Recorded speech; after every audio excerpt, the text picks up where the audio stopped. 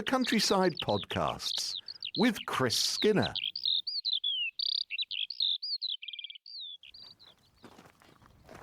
I'll have a look. I hope it's right, because this particular plant drops its leaves. It's a very hot, sultry day, and we're at High Ash Farm once again within sight of Norwich, but a beautiful square mile of Norfolk countryside. But in the heat and the sunshine, people are struggling somewhat.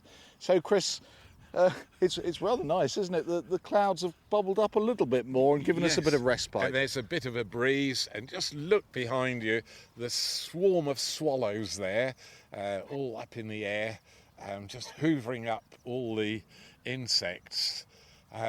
Rat insisted on coming with us, and there's two water tanks just over there, and a little gap between them, and he seems to think there's something between the water tanks. The demented terrier is performing as usual.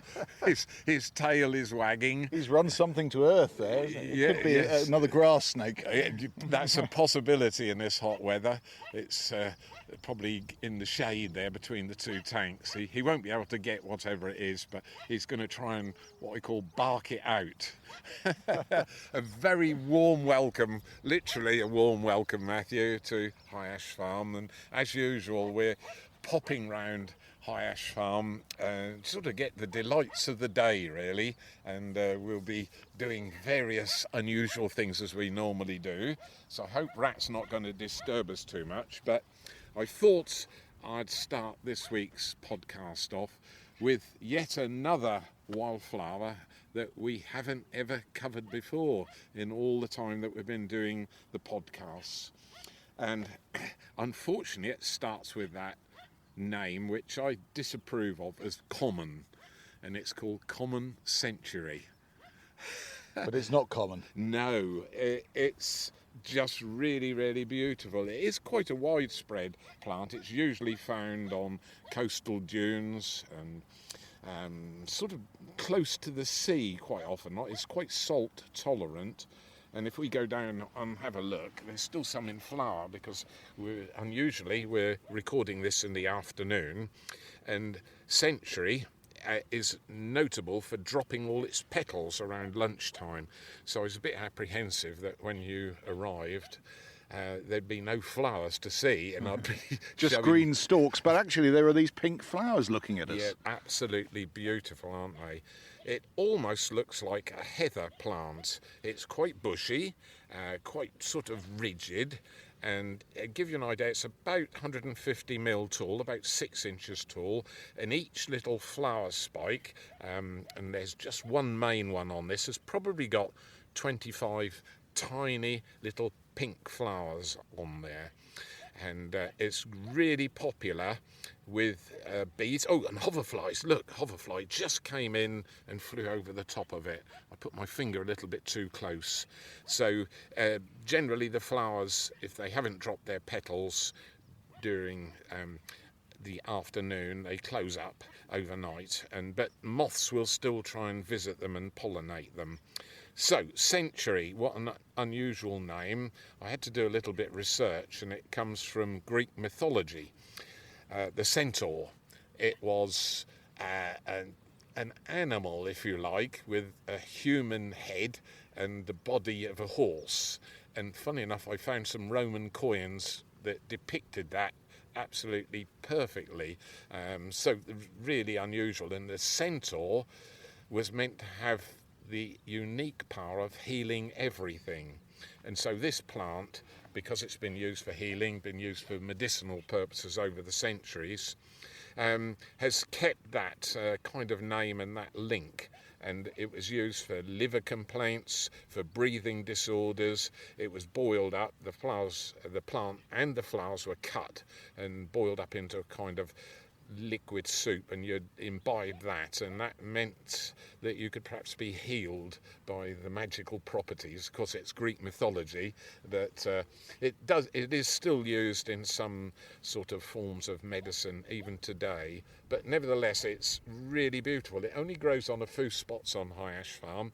The grassland here isn't sprayed. And it likes this pasture here. It does, a close grazed pasture, and because it's quite a rigid plant, beautifully, the horses have grazed all the way around each plant, so it's got no competition, but they won't eat it because it's a little bit too tough for them, so to speak. There we are. That's a new one, and I'll see if I can persuade dear Laura Cuffin to come out in the heat of the day.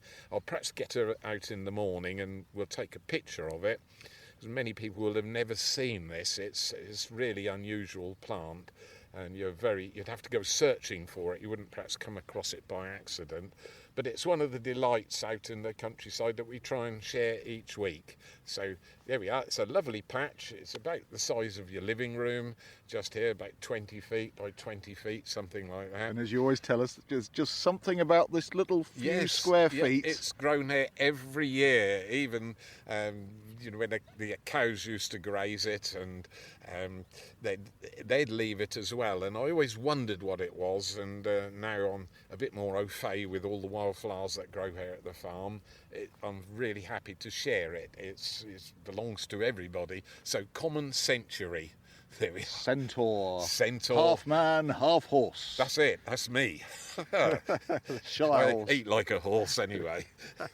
What's happened to your dog? He's there. He's busy barking out whatever's between those tanks. I think we have to apprehend him. He's forgotten about the heat of the day, and he's well occupied.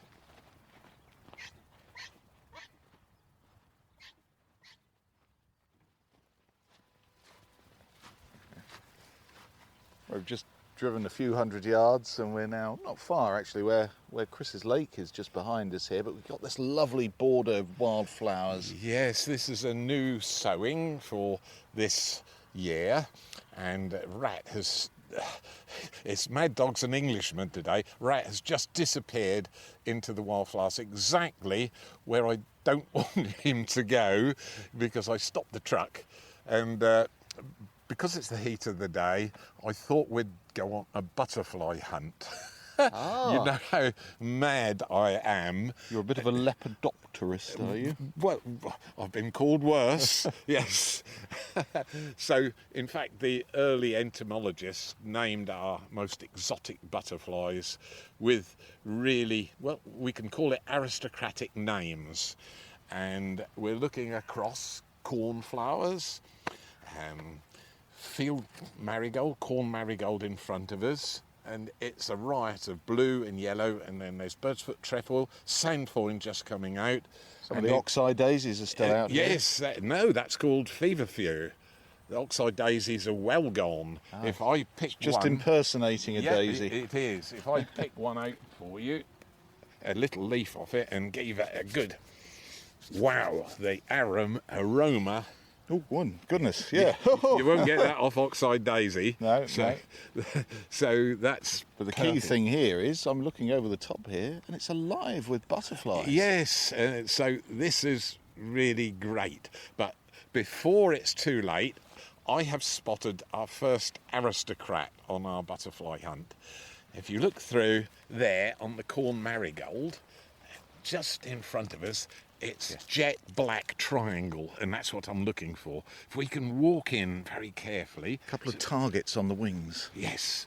Right, that's good. When its wings are open or when it's taken off, please come down again, and it has. Come on, we can march forward. We're being ruled by a butterfly. We look like Victorian butterfly hunters. There we are. Wow, it's a freshly emerged one.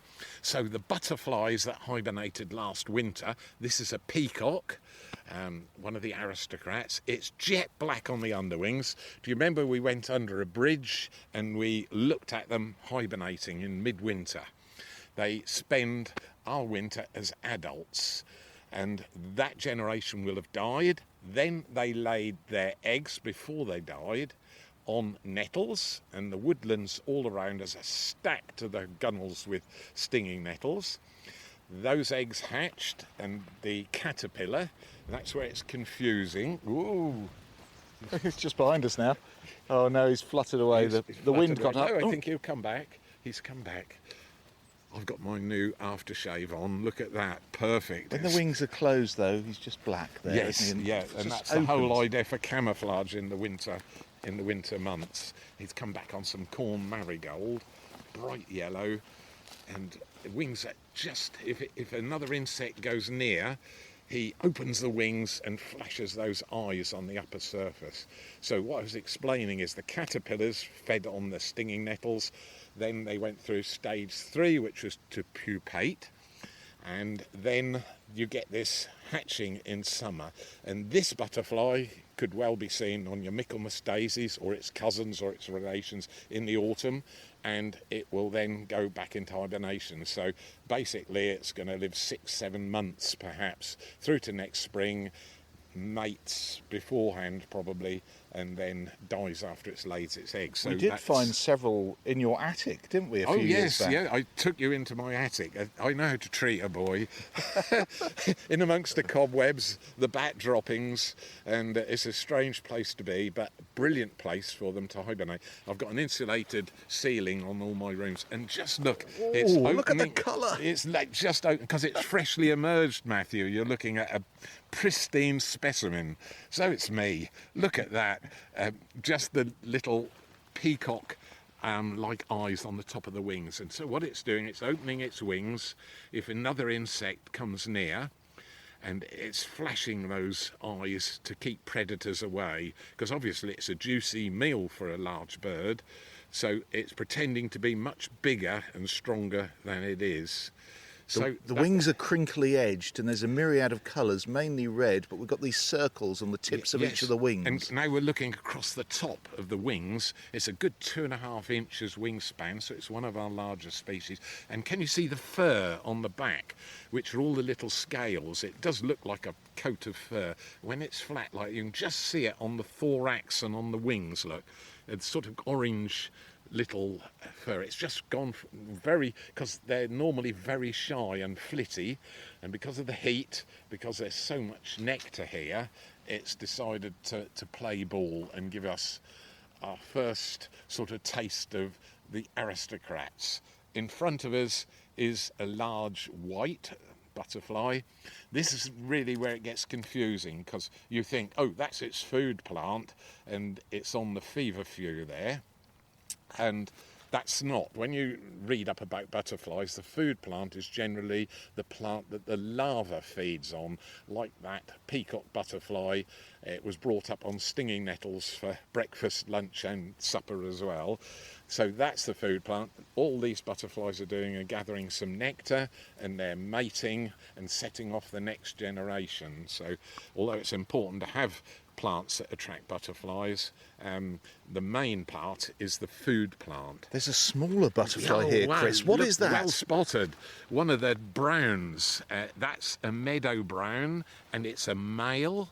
And unusually amongst most of the species of butterflies that I know, the female meadow brown is more attractive than the male. When the wings are shut, you've got that single eye on the underside of the wing, and you can see it's a little bit pale. Both the wings are at 12 o'clock. Yes, and they it's are. quite an intricate pattern there, isn't it? It absolutely is. So it's our commonest UK butterfly, and it's a grassland species. So again, the food plant is things like the grasses growing in the bottom here and around the edges. It's things like couch and bent and meadow fescue, and even Yorkshire fog, which we mentioned on a previous podcast. They like laying their eggs on those particular grasses. So you can see how important grassland is for many of the brown species as well. And the variety of grass. And that's the whole thing of it. Some butterflies choose a particular plant. On the far side of the farm, our first painted ladies have arrived. Now, they're not interested in stinging nettles, they're interested in thistles, would you believe, and they'll lay their eggs on there. But when we look down this wildflower margin, this is all open to the public. There's a permissive walk right beside where we are, and you look across the top, the sun has just been shrouded by some cloud, but still we got 1, 2, 3 large whites and errors just flitting about. That's a different one. That's a small white. It suddenly cavorted with one of the large whites and then it's landed back. It's much smaller. So when you see a white butterfly, they're not always cabbage whites. The small white, unfortunately, is also nicknamed as a cabbage white because that'll lay its eggs on cabbages, and that's the one you'll get the wigglies right in the middle of your cabbage if you're growing it in the garden. You notice, though, that in these conditions, 60, 70 yards away, we can see butterflies. Yes, because we're looking against a black background, and so the white butterflies show up really well. And you can see they're all displaying. That's a small white just gone away. And then it gets even more confusing because some of the small whites have green and veins on the underside of the wings, and of course they're then called green veined whites. So you start to scratch your head, and they all have slightly different requirements, but most of the white species they'll lay their eggs on crucifers, in particular mustard and fodder radish, so they will use a variety of food plants as well. But looking across the top there, absolutely an amazing sight.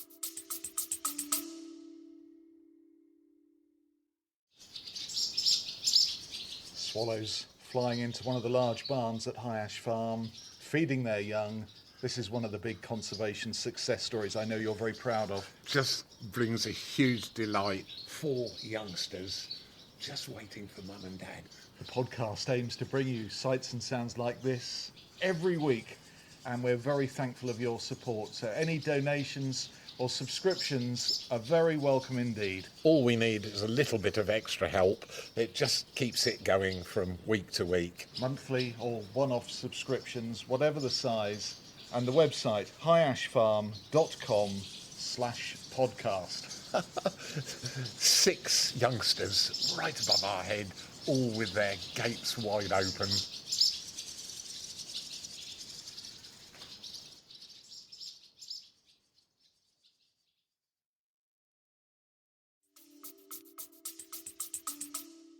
Yeah, there's the meadow brown again, just Yes, out a bit that's more in it. the I open. don't know if you've got a female there. I didn't see that one. Just took umbrage at one of the whites. Yes. I mean, they They can will get do. feisty. Oh, absolutely. We're now going into the woodland. If we were really lucky, we'd see sort of different woodland species, something like a speckled wood.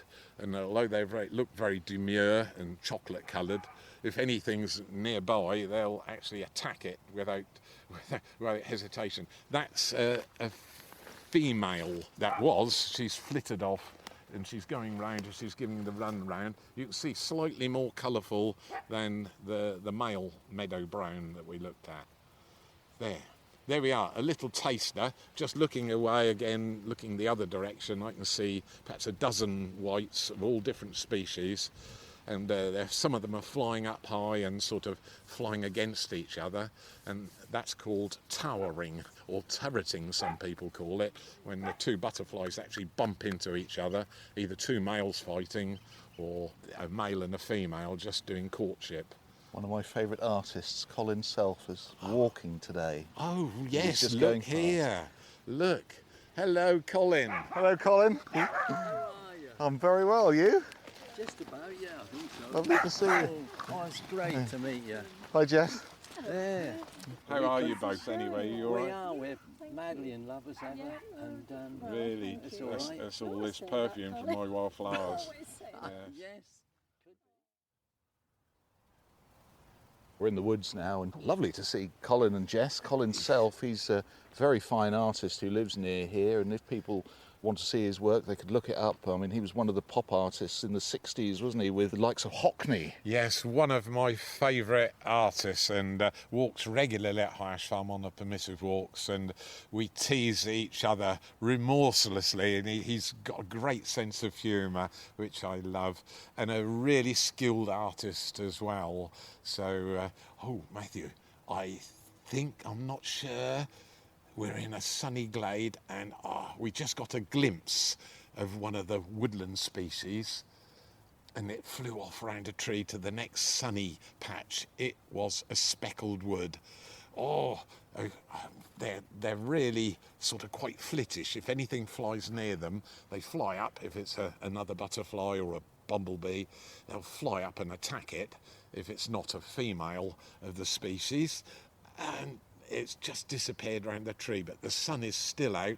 We've got all these little sunny patches in this dense area of woodland where the sun's coming through the canopy onto the woodland floor, and they kind of commandeer this particular or a particular sunny patch. And as the sun moves around, they have to move house, so to speak. Beautiful little chocolate brown butterflies with little eye rings on the top side of the wings, and really almost impossible to see when they land on the woodland floor and close their wings. So we usually use another butterfly flying over the top, and keep your fingers crossed there's a few flying about, and then they take to the wing. Now, is that a meadow brown just coming in? Come a bit nearer. Come on. Oh, he's landed. It's a, yeah, oh, wow, Gudgin. Look, you Look at the white spots. Yeah, creamy yellow spots. The wings are partially open, diminutive little butterfly, and you would not think that's got a temper to die for, because I've seen it attacking a hornet, this species. They just don't hold back. And it's parked its back to the sun, so the wings are partially open. We might get a bit closer, but We're only a few feet away. They're really shy. The creamy spots are on both sides. Yes, they are. There's a few on the underside, but more prominent on the upper side, and there can be up to 20 spots, that little, almost tiny little eyelets on. So one of the smaller species, but almost completely restricted to woodland. However, it does, another one of these species, well, it's a woodland species, it lays its eggs on grasses around the perimeter of this particular area of woodland. We've probably got 10, 15 pairs of the speckled wood butterfly in this wood. You are so spoiled. It's just opening its wings up.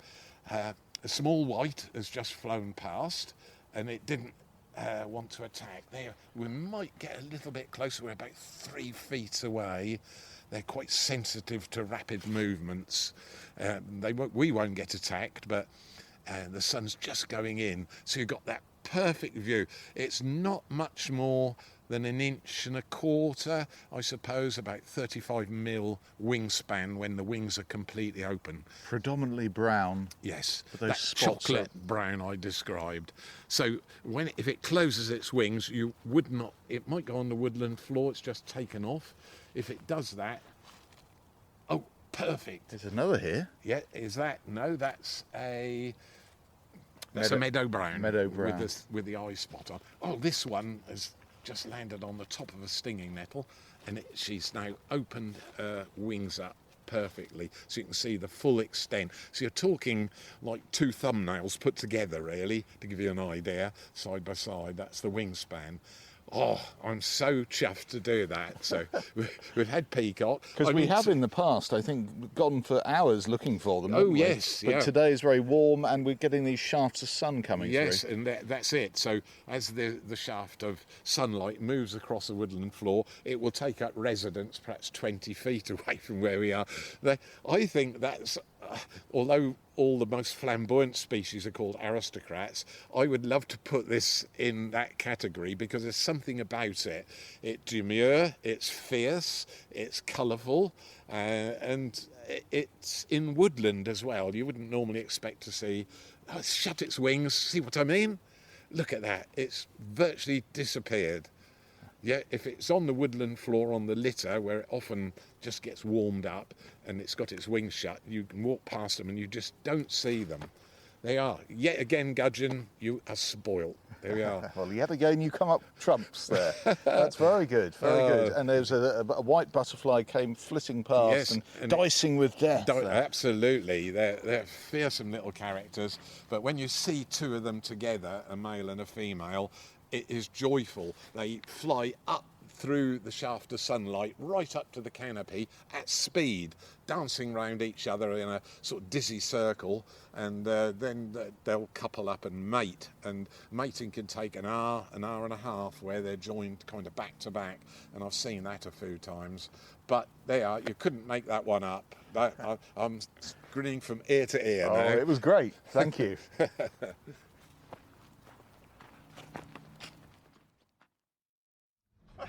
Wait, oh, what? Chris, we're just driving along here.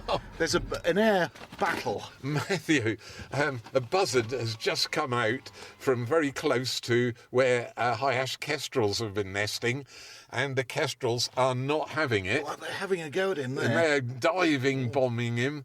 And There's a heavyweight against a bantamweight there. yes, what a sight! When you they're still going. They're still having a go, and I know why.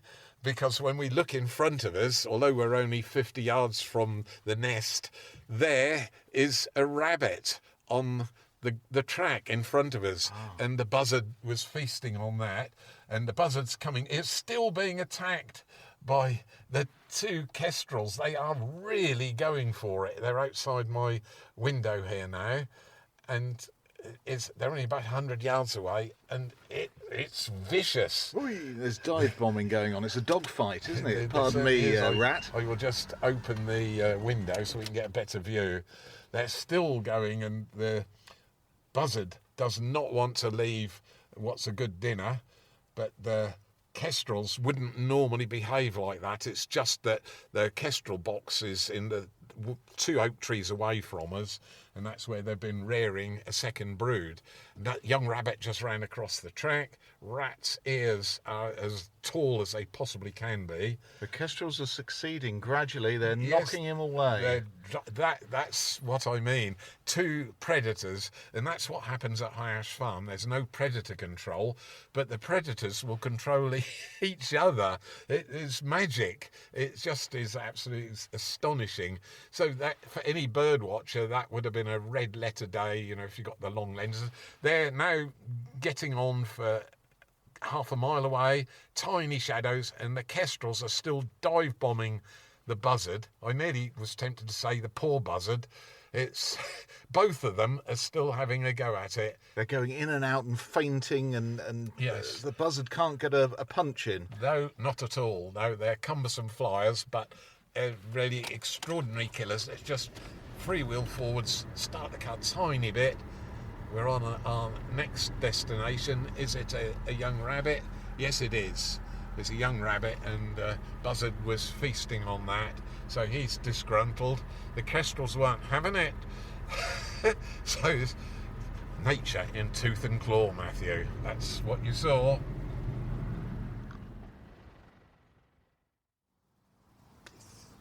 It's all happening today. We're on our butterfly hunt, but we're seeing so many other things, aren't we? But Chris, what have you noticed? Matthew, most unlikely place. We've got a single oak tree right out in the middle of a field, and it's leaking in the heat of the day a little bit of sap, and that's attracted one of our migrant species of butterfly, an aristocrat, yet another one, and it's a red admiral, and it's just walking across the bark at the moment, flashing its wings open and shut. When it closes its wings, it's gone invisible. Look at that. We're only, 6 or 8 feet from it. Absolutely perfect. And the colours on it are stunning. What's happened is red admirals have now become, at High Ash Farm anyway, our commonest butterfly. And it's our mild winters, so we think they're overwintering up in the tree canopy as adults. Another one of those species that lays its eggs on stinging nettles. It's got some flies near it, and it's opening its wings as a kind of warning as well, just then. And there's some bees on the bark as well. So you can see some of the the sap just coming out of the tree. Can you see just to the right of the butterfly there's a little stream? Little dark patch. Yes, and that's amber nectar for that butterfly. It absolutely is, because it's got lots of sugar in it, and so the butterfly is opening its wings. If it opens its wings, well, I don't need to, because I can see it's predominantly dark, rather like the peacock butterfly on the underside of the wings, and on the top, when it opens its wings, it's bright orange colour, and sort of white dots on them, and a little white margin right round the tip of the base of the wing, with a few white dots dotted in on that black margin portion. But really attractive, and again it has qualified in the butterfly books as yet another aristocrat, but very powerful flyers. So each time this year, we're into July now, the English population that's overwintered is supplemented by more immigrants coming up from perhaps northern France, down in the Mediterranean region as well, and so the numbers get quite high at this time of the year. But it's been particularly good year for them here so far, and last year was good when we had hardly any peacock butterfly, so you have these huge variations in butterfly population. Now, you would not know that aristocrat is there. It's Not until the wings are open. Virtually invisible. Look at that. Feasting. Another one has just arrived a bit further around the tree. And some evenings when I drive past this tree, low sun, without the wind, which is just beginning to blow, there can be 15 or 20 on there, all sunning themselves, all with their wings wide open. This one's not being obliging, he's closed its wings up. We might, if we walk in slow motion. There's a hornet. Yeah. Oh, lots of them. Look at that. Yes. You see, this oak tree is weeping. Yes. And that's attracting all sorts of insects. Yes, it is. Now, there's another red admiral just arrived. Look at this. Oh, the colours there. Oh. White and orange. Yes. Look, and just going round to where the sap is seeping out of the tree, and it's going to stop there and have a drink. Wow. Matthew, how have we done it today? It's just amazing. World famous artists. Yes, look, yeah, another red admiral just coming in as well. Dog fights. Yes, literally dog fights with rat. And our aerial dog fight we saw as well. And now, all these aristocrats as well. Yes, we might get in a bit closer. We may do. And a speckled wood should be an aristocrat. Yes, I think so. Look at that. We're right by two red admirals with their wings closed whilst they're drinking. Are they anything to do with seafaring gentlemen? No, no.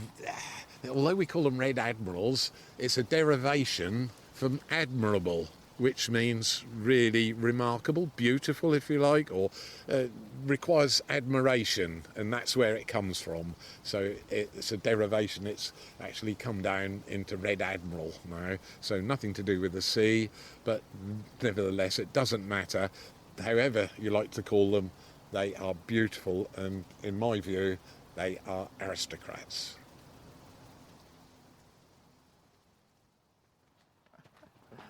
Oh, here we are on Boudica's Way, aren't we? I know this from the past, and you've just seen something up ahead. I have. I thought I'd finish off our butterfly extravaganza with fingers crossed. I just saw something bright and orange, which would mean, yes, look, Matthew. Oh, there we are. Look at that. Oh, bright, Just radiant. Radiant orange, black spots on, and it looks as though very flitty. Don't worry, because it will choose this spot, and all being well, because it's a high ash butterfly, it's flown right up there now, flying over our head. If we stay still and move back a bit, it will come back like a boomerang.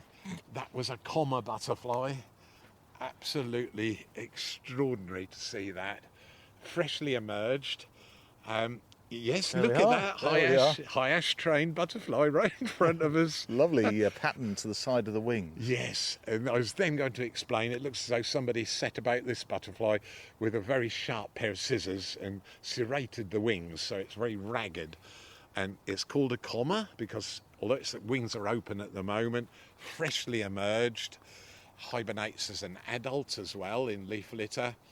On the underside of the wings, if it closed its wings, is a very perfect, very visible white comma, hence its name, the comma butterfly.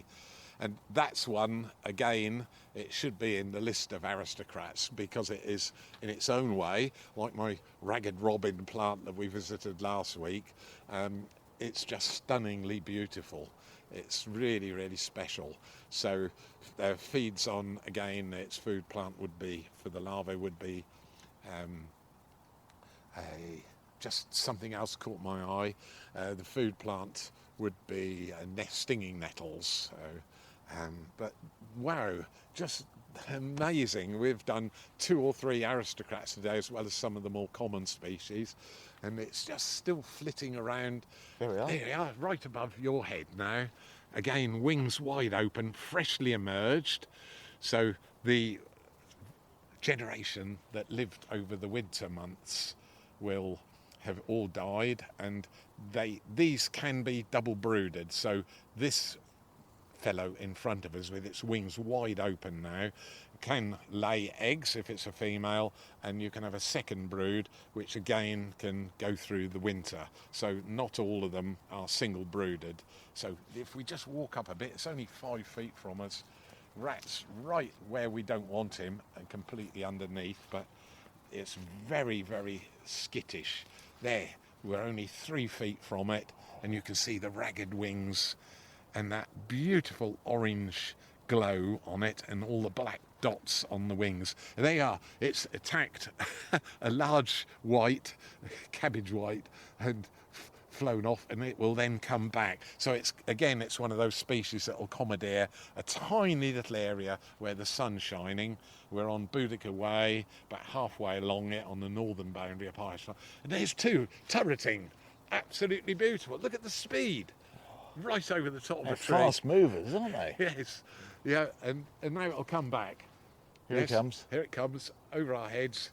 In fact, there's 2 there now, so it's being kept well occupied, just darting and diving, and when they're very happy, they'll fly along without flapping their wings, and that's called planing in butterfly speak. So really lovely to see that. You have been absolutely spoilt this afternoon, so it's question and answer time, Matthew, for certain. Come on, back to the truck. Well, what fun looking at these butterflies, and just an hour and a half out on the farm with Chris, and this is what we see. So you can do the same. Get out and about near you and have a look and see what butterflies you can find. And of course there are guides, books and all sorts, aren't there? And if you want to find out more, and I'm sure online you can get lots of descriptions as well. Yes, it's great having a book with you, and it sort of it sort of brings it all to life really when you find out about the life cycles and how they actually live and spend their lives with us. So constantly entertaining. There's your buzzard over there, I think. Yes. Oh yes. Just going down onto the field licking his wounds.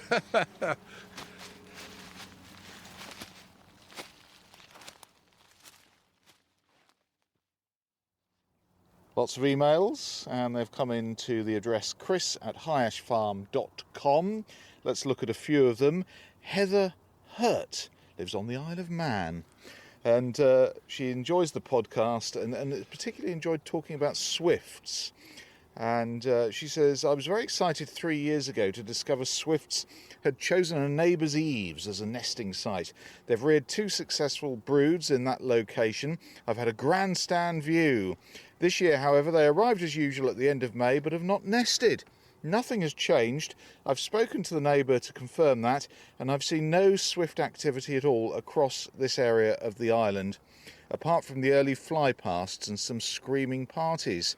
Could this be another stark indicator of the warming climate? We're not sure about that one this year. At High Ash Farm, swifts are notably absent, and normally, now we're in July, we'll have these huge feeding parties over the fodder radish and the mustard, which is now coming into flower. And today is Flying Ant Day. I've seen lots of them. Yes, I've got them in my porch, and my windows are covered with both the male with short wings and the females with the very long wings, and when I open the door I'm going to let them all out shortly. Flying Ant Day, and that's perfect aerial plankton for the swifts. They'll gobble those up, take them back to the nesting chicks. But a lot of swifts have sort of aborted nesting attempts this year. But don't worry, swifts are very long-lived birds. Some can be 10, 15 years old as that.